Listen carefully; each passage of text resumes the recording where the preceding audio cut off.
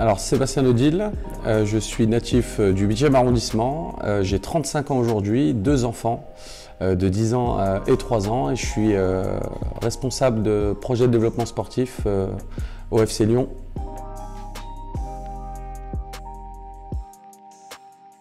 Alors aujourd'hui je suis donc salarié au FC Lyon, j'ai assuré depuis 17 ans l'encadrement de plusieurs équipes, donc je quitte mon poste sur l'équipe première mais j'ai entraîné à la fois à l'école de foot, ensuite en 15 ans, en 17 ans, en 19 ans, en senior, du niveau district à national chez les jeunes et puis senior R2 et R1.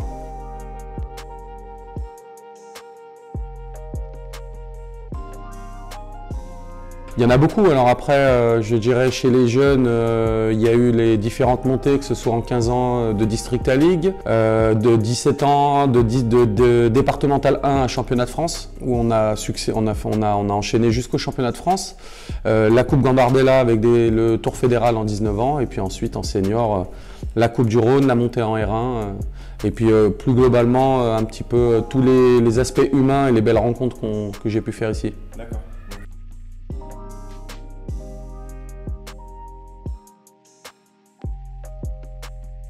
Donc j'entraîne depuis 17 ans au club, donc ce qui a fait que je suis resté longtemps, c'est que le club m'a permis d'évoluer à la fois dans ma formation d'éducateur et puis à travers les équipes. La dynamique du club a fait aussi qu'on est toujours resté raccord sur mes envies de niveau de pratique et les besoins du club. Donc ça a toujours bien matché et puis là on arrive à un point où j'ai besoin maintenant d'aller me confronter à d'autres choses. Donc j'ai pris la décision de quitter le club, mais c'est pas une décision qui est motivée par un ras-le-bol ou quoi que ce soit, c'est plutôt l'envie d'aller progresser et puis de faire en sorte de bien choisir le moment pour arrêter cette belle histoire.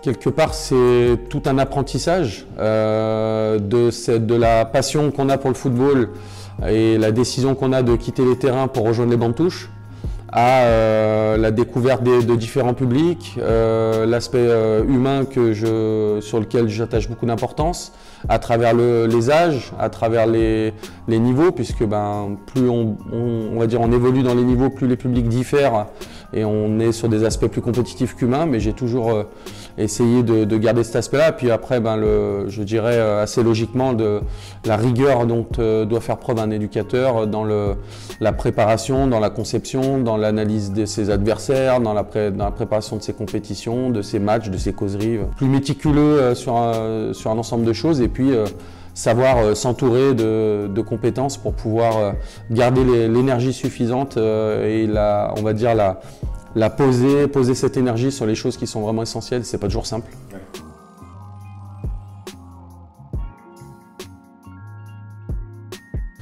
Alors oui, clairement,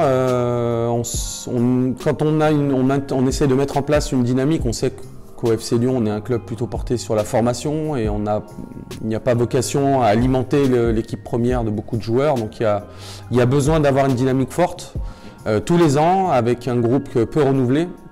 Et effectivement, je pense un peu comme tous les éducateurs, cette dynamique a été cassée par les arrêts successifs des compétitions.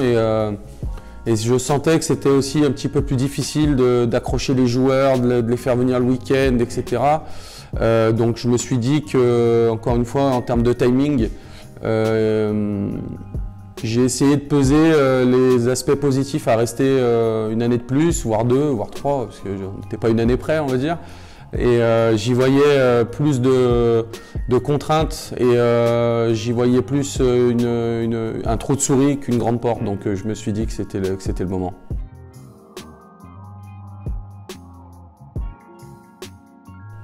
Oui, alors un aboutissement, oui, parce que c'est beaucoup d'années de travail pour le club.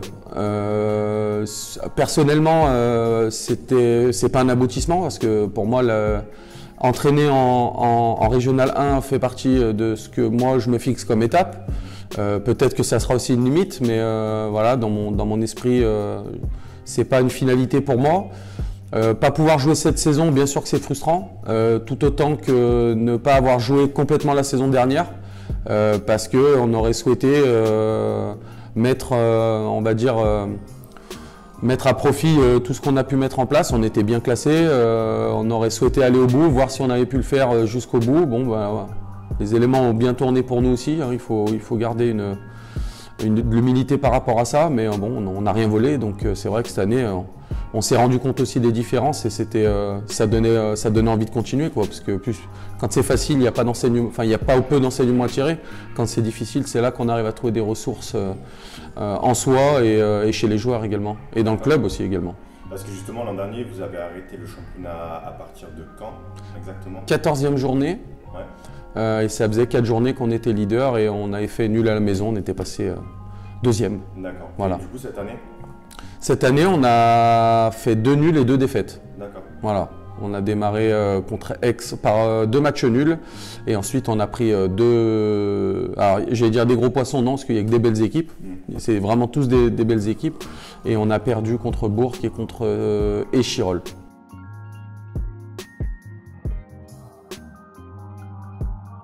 Alors non, la saison prochaine, on souhaite rapprocher le fonctionnement de la section sportive avec l'organisation du club. Donc ce seront les éducateurs 16 ans, 17 ans nationaux qui seront en charge avec un préparateur physique de la section sportive.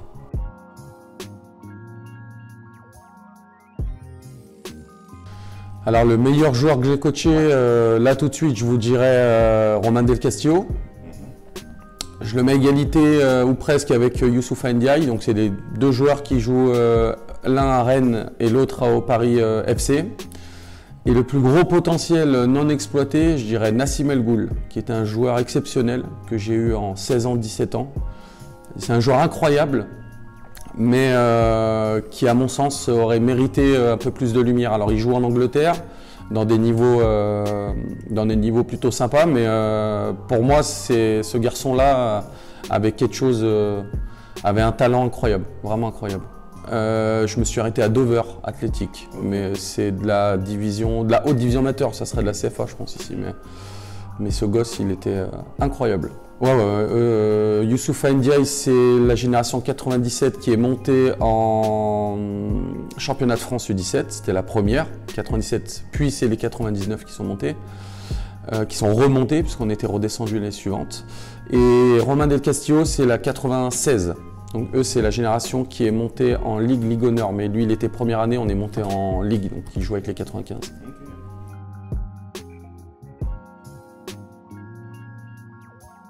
Alors, mon idée, ça va être de trouver, dans la mesure du possible, un projet qui va coller avec les exigences fédérales au niveau du DES.